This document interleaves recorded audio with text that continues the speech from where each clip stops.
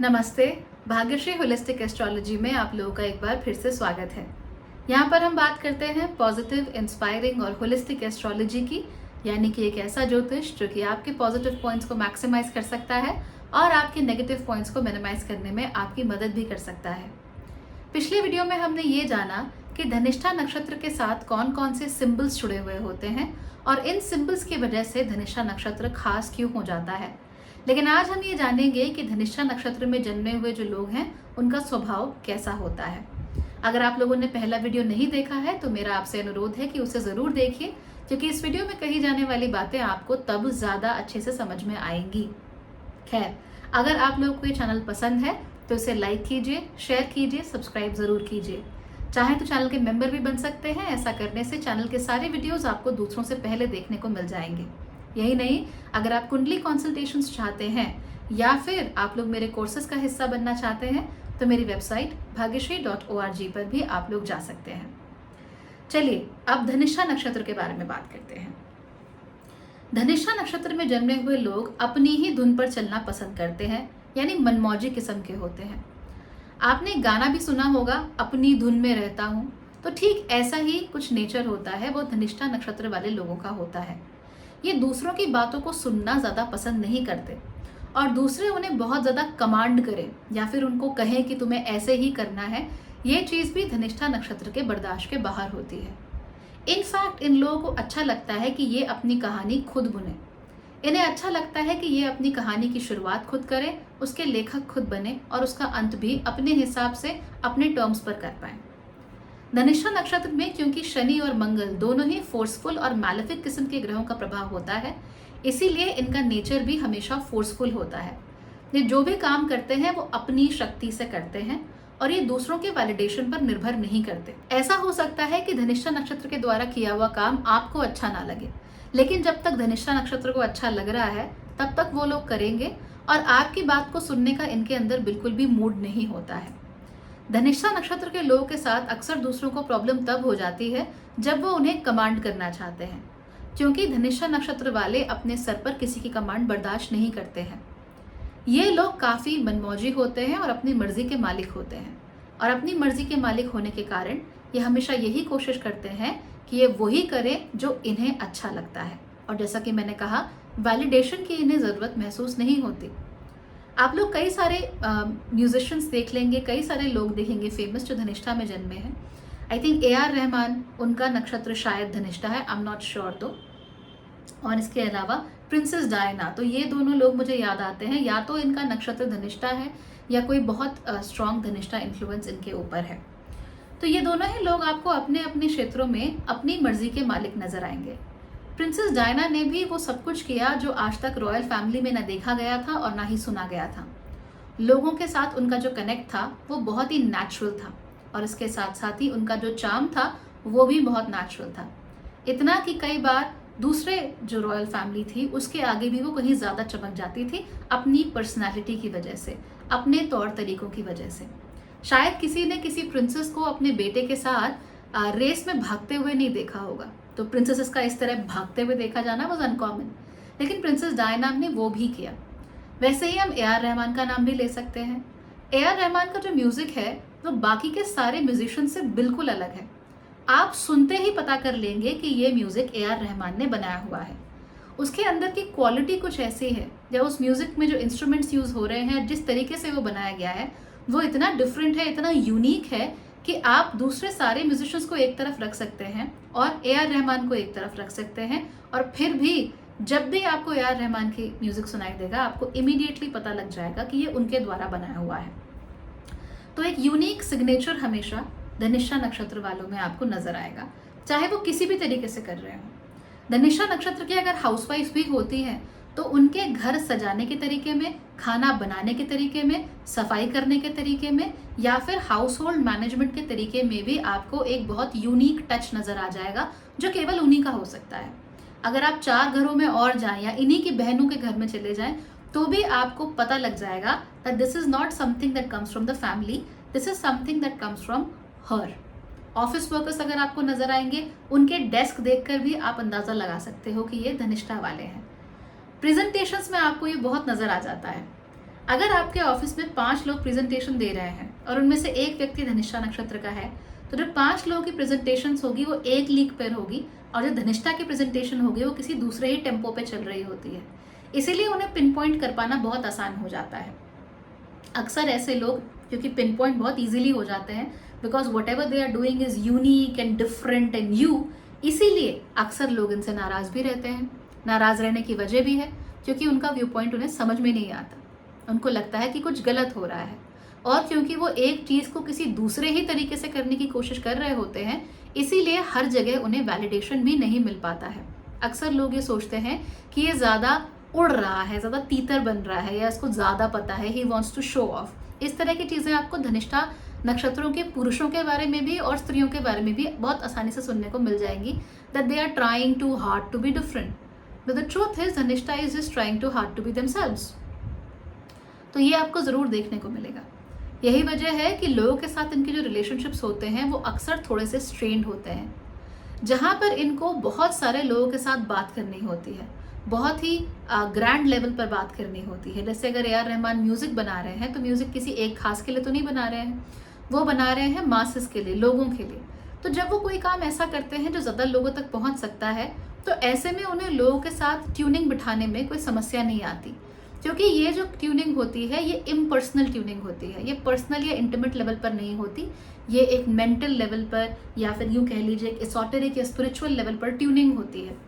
लेकिन जब interpersonal communications की बात होती है, तो वहाँ पर इनकी ट्यूनिंग थोड़ी बिगड़ जाती है, क्योंकि वहाँ पर एक्सपेक्टेशंस बहुत ज़्यादा आ जाती हैं, और वहाँ पर आप ज़्यादा कुछ करके इम्पर्सनल नहीं रह सकते। आप जो भी कहते हो आपको पर्सनल तरीके से ही कहना पड़ता है, और जो भी चीज़ होती है वो आपका पर्सनल ओपिनियन और आपका पर्सनल एक्सप्रेशन ही होता है, और जो भी बातें आप कहते हो, सोचते हो या करते हो, उसे भी लोग पर्सनली ही लेते हैं। इसीलिए धनिष्ठा नक्षत्र वाले लोगों को अक्सर खास तौर पे शुरुआती जिंदगी में जो इंटरपर्सनल रिलेशनशिप्स होते हैं उनमें खासी दिक्कत पेश आती है।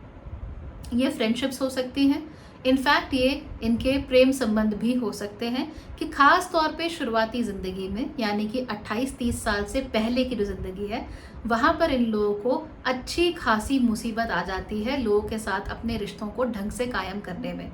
कम से कम 28 साल तक तो धनिष्ठा नक्षत्र वालों के लिए एक बहुत बड़ा लोड रहता है कि लोग मुझे समझ क्यों नहीं पाते, जो मैं कर रहा हूँ या कर रही हूँ वो लोग समझ क्यों नहीं पाते, या मुझे हमेशा गलत क्यों समझ लिया जाता है। तो ये हमेशा धनिष्ठा नक्षत्र की एक प्रॉब्लम होती है।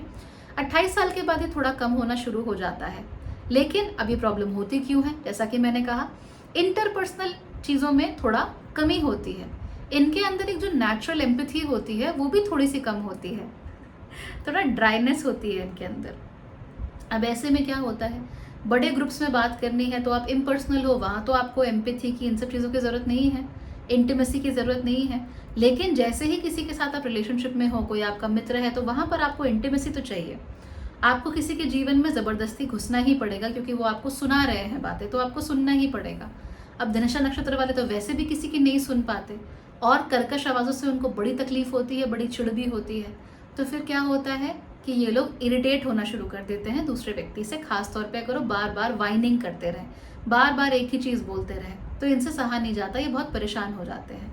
तो ऐसे में फिर धनिष्ठा के जो इंटरपर्सनल रिलेशंस होते हैं वो खराब हो जाते हैं।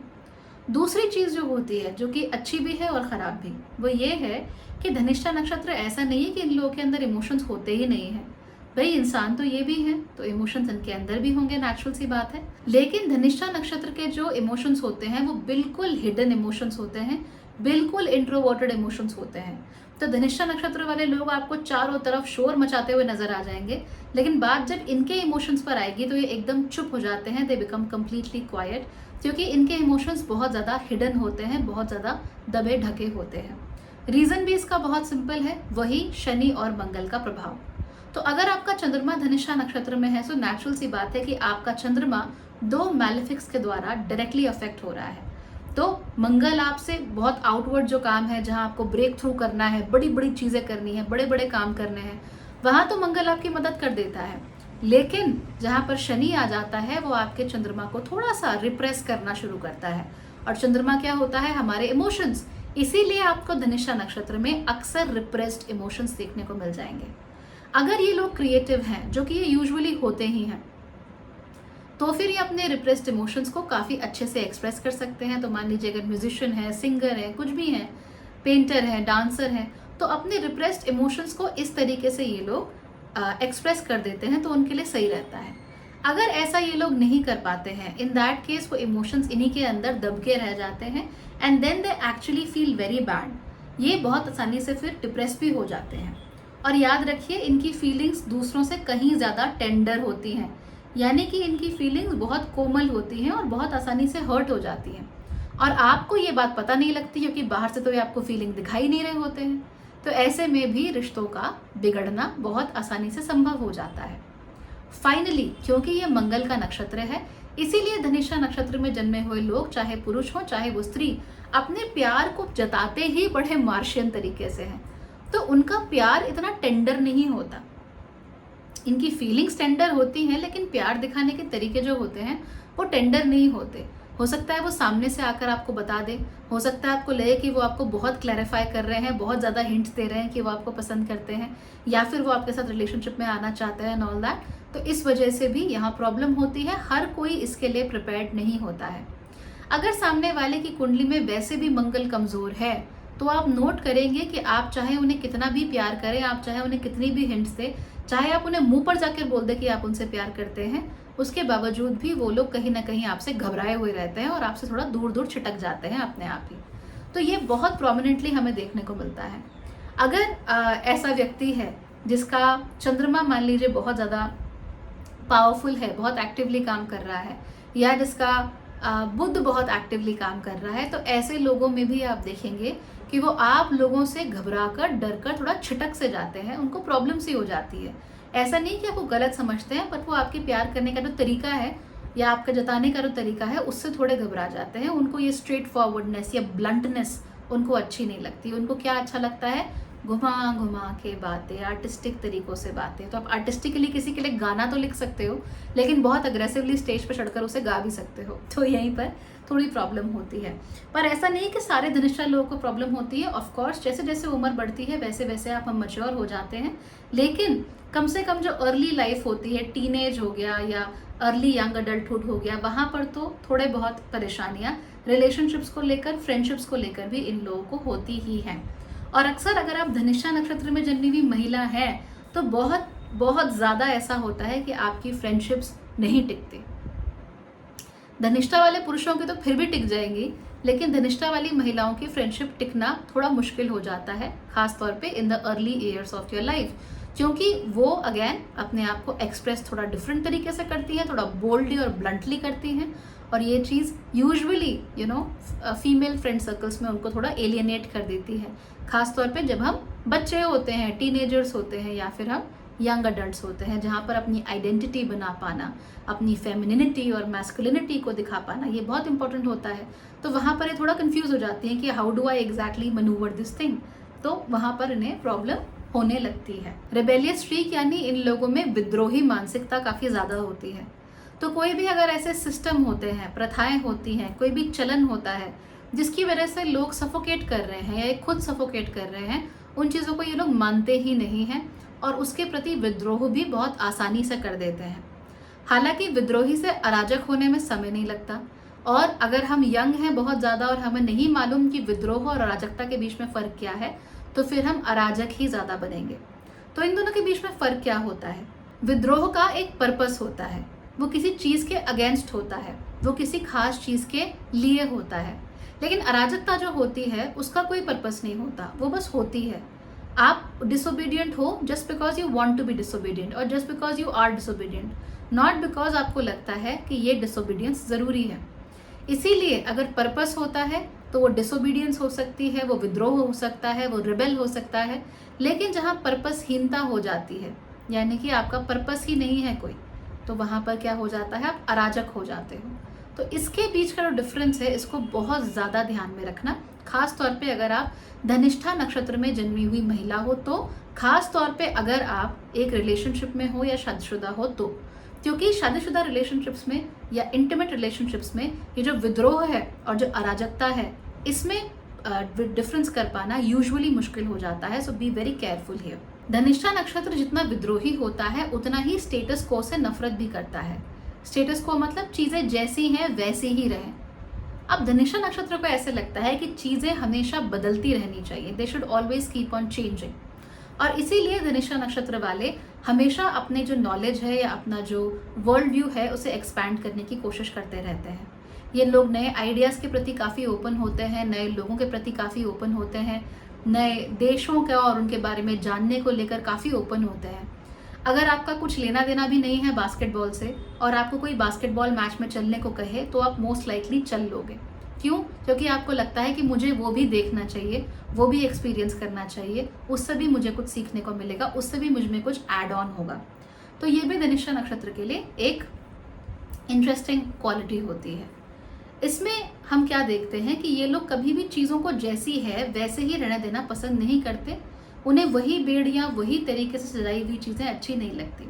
तो धनिष्ठा नक्षत्र की महिला का घर हो चाहे पुरुष का घर हो, आपको हमेशा चीज़ें बदलती हुई ही नजर आएंगी। चाहे छोटा बदलाव हो चाहे बड़ा बदलाव हो, बदलाव होता है क्योंकि धनिष्ठा का एक माइंडसेट होता है, things have to change change change, let me do something new, कुछ नया होना चाहिए। और हमने क्या सुना था कि इनका जो सिंबल होता है क्या होता है, डमरू। तो डमरू जैसे बार बार ऐसे बजता रहता है ना, तो वैसे ही धनिष्ठा नक्षत्र को भी बार बार ऐसे चेंज चेंज चेंज करना रहता है, इनको अच्छा लगता है। अब बड़े स्केल पर ये करते हैं या छोटे स्केल पर करते हैं, ये इस पर डिपेंड करता है कि उनके पास कितनी आज़ादी है, कैसे लोग हैं एंड ऑल दैट, कैसी परवरिश हुई है, कैसे माहौल पे है, इस पर बहुत निर्भर करता है। लेकिन चेंज होना चाहिए ही चाहिए, there should be some amount of change in their life, right. और इसी वजह से ये लोग हमेशा नए होराइजन्स अपने लिए ढूंढते रहते हैं, नई चीज़ों की तरफ आकर्षित होते रहते हैं, नई चीज़ों को सीखना बहुत ज़्यादा चाहते हैं। इसी वजह से ये लोग अक्सर अपने माहौल के हिसाब से भी बहुत आसानी से बदल जाते हैं। तो अगर आप धनिष्ठा नक्षत्र के किसी व्यक्ति को एकदम से दिल्ली से उठा के एम्स्टरडैम में ले आओ तो वो वहाँ भी एडजस्ट कर लेगा, और अगर एम्स्टरडैम से उठाकर आप उसे दुबई ले आओ तो भी एडजस्ट कर लेगा, वहाँ से उठा के जिबूटी भेज दो तो वहाँ पर भी वो एडजस्ट कर लेगा।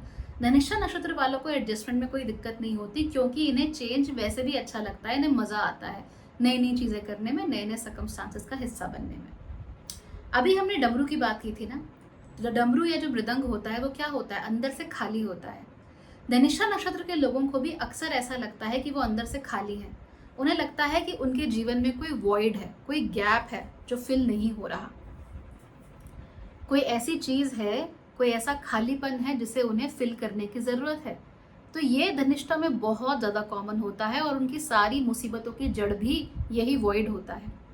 तो उन्हें लगता है कि वो रिलेशनशिप्स के द्वारा इन्हें भर लेंगे। तो आप देखेंगे कि धनिष्ठा नक्षत्र के लोग शुरुआत में बड़े क्रशेस हो रहे हैं, बड़ा प्यार हो रहा है और they are like okay maybe this relationship will fulfil me, और फिर उन्हें महसूस होता है कि नहीं, ये मुझे फुलफिल नहीं कर रहा।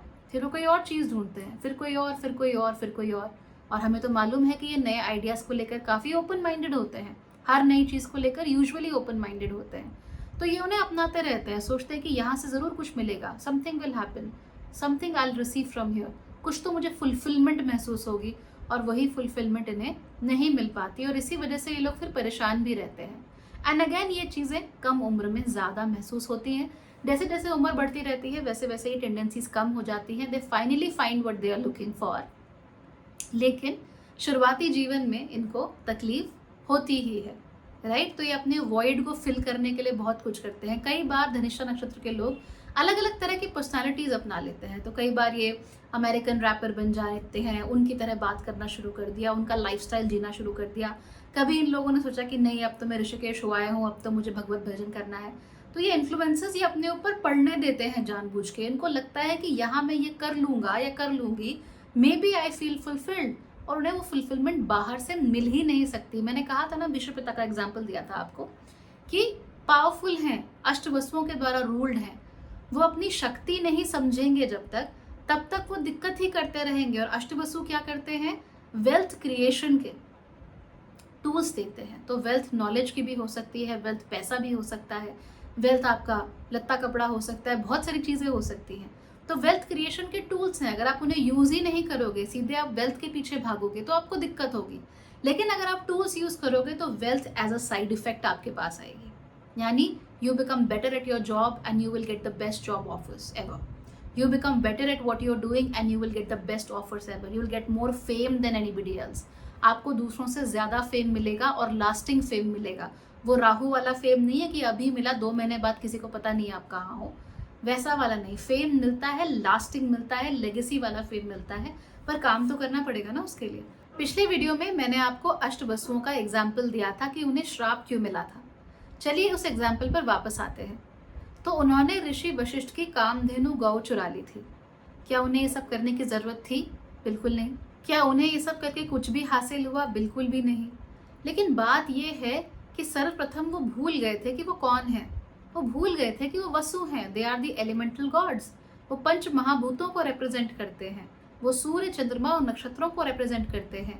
उन्हें क्या जरूरत है एक गौ को चुराने की? क्या वो कमजोर हैं? क्या वो डाकू लुटेरे हैं? नहीं है। लेकिन उसके बावजूद भी उन्होंने वो कर्म किया और उसका फिर उन्हें फल भी भुगतना पड़ा। तो यही चीज जो होती है, धनिष्ठा नक्षत्र के लोग भूल जाते हैं कि उनके अंदर शक्ति है, क्षमता है, वो सब कुछ कर सकते हैं। तो फिर करते क्यों नहीं? शॉर्टकट्स क्यों ढूंढ रहे हैं? राहु के शॉर्टकट्स क्यों ढूंढ रहे हो? राहु के शॉर्टकट्स शतभिषाक को ढूंढने दो, आपके बाद वाला नक्षत्र है जो। आपको उसकी जरूरत नहीं है, आपको मंगल की जरूरत है, आपको सैटर्न की जरूरत है। Consistent breakthroughs, consistent hard work, consistent levelling up, आपको इस चीज़ की ज़रूरत होती है। आप लोगों को एकदम से फेम मिल गया, सब कुछ हो गया, इसकी ज़रूरत नहीं होती है। और इसके पीछे भागना भी आपके लिए सही नहीं है, क्योंकि जब तक आप भागोगे तब तक आपको ये वॉइड, ये खालीपन महसूस होगा। और जब आप ये समझ जाओगे कि शक्ति आपके खुद के अंदर है, आप जो चाहो उसे क्रिएट कर सकते हो, और जब आप उसके लिए अपने एफर्ट करोगे और फिर उसके रिजल्ट देखोगे, तब आपको ये खालीपन दोबारा कभी अपनी ज़िंदगी में महसूस नहीं होगा। This is a guarantee from my side, you will never feel it again. Dhanishtha नक्षत्र में एक और खास बात होती है, क्योंकि ये अष्टवसुओं के द्वारा रूल्ड होती है। शनि मंगल के बहुत सारे इफेक्ट हमें देखने को मिलते हैं, इसलिए हम देखते हैं कि ये एक ही चीज़ के हमेशा मास्टर नहीं होते, ये अलग अलग चीज़ों में मास्टर हो सकते हैं। जैसे कि इन लोगों को एस्ट्रोलॉजी भी बहुत पसंद हो सकती है और साइंस भी बहुत पसंद हो सकती है। तो ये जब आसमान में देख रहे हैं तो एक एस्ट्रोनॉमर के पर्सपेक्टिव से भी देख रहे हैं और एस्ट्रोलॉजर के पर्सपेक्टिव से भी देख रहे हैं, लेकिन देखने के जो उनका नज़रिया है वो बड़ा पोएटिक है। तो साइंस, आर्ट, ओकल्ट, हर चीज़ को यहाँ पर मिक्स एंड मैच कर दिया गया है। आई थिंक ऐसा ही होलिस्टिक एस्ट्रोलॉजी भी है कि हर चीज़ को क्या किया गया है, आपस में नए तरीके से, नए सिरे से जोड़ा गया है, ताकि वो सबके लिए काम कर सके। So that's what Dhanishtha is all about, क्योंकि आपके पास टूल्स हैं टू क्रिएट न्यू थिंग्स। मैंने कहा ना कि वही मिट्टी है, उससे घड़ा भी बन सकता है, उससे सुराही भी बन सकती है, उसी मिट्टी से आप कुछ और भी बना सकते हो। तो आपकी सोच पर निर्भर करता है कि आप क्या सोचोगे और क्या बनाओगे। So the more you understand that, the better you will be a Dhanishtha native. And remember, Dhanishtha gives lasting fame and lasting wealth, so you can get it all. अगर आप लोग किसी धनिष्ठा नक्षत्र वाले व्यक्ति को जानते हैं, याद रखिए धनिष्ठा नक्षत्र में जन्मे हुए स्त्री और पुरुष लिटरली एक जैसे होते हैं, कोई डिफरेंस नहीं होता उनके अंदर। तो कैसे होंगे? अपने इमोशंस को लेके इंट्रोवर्टेड होंगे, बाकी हर चीज़ को लेकर एक्सट्रोवर्टेड होंगे। अपनी बातों को, अपने ओपिनियंस को बहुत स्ट्रांगली रखते होंगे, लेकिन दूसरों के प्रति एक एम्पैथी का नज़रिया जनरली इनका नहीं होता है। उसके बावजूद भी जब ये बहुत सारे लोगों के साथ एक साथ कनेक्ट करते हैं, तो उनका इमोशनल कनेक्ट इतना अच्छा होता है लोगों के साथ कि वो खुद हैरान हो जाते हैं कि ऐसा कैसे हो गया। So these are the things that Dhanishtha nakshatra people are like. तो स्त्रियां भी ऐसी ही हैं, पुरुष भी कमोबेश इनके ऐसे ही होते हैं। धनिष्ठा नक्षत्र में जन्मे हुए लोगों को म्यूजिक का बहुत शौक होता है। लय, ताल इन्हें बहुत अच्छी लगती है।